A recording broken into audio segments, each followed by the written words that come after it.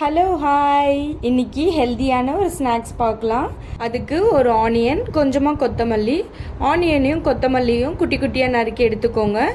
அடுத்து சக்கரவள்ளி கிழங்க நல்லா வேக வச்சு இந்த மாதிரி மசிச்சு எடுத்துக்கோங்க. அதோட நறுக்கி வச்சுருக்க கொத்தமல்லியையும் வெங்காயத்தையும் ஆட் பண்ணிவிடுங்க. அதுக்கப்புறம் கொஞ்சமாக மிளகாய்த்தூள், கரம் மசாலா, அதோட 1/2 டீஸ்பூன் அளவுக்கு மைதா ஆட் பண்ணிக்கலாம்.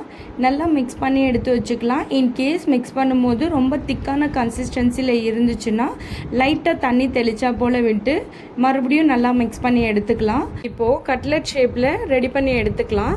ஈவினிங் ஸ்நாக்ஸாக ஈஸியாகவும் குயிக்காகவும் செஞ்சு கொடுத்துடலாம். கிட்ஸ் கேட்கும் போது கிட்ஸ்க்கு ஹெல்த்தியாகவும் இருக்கும், சாப்பிட்றதுக்கு டேஸ்ட்டாகவும் இருக்கும்.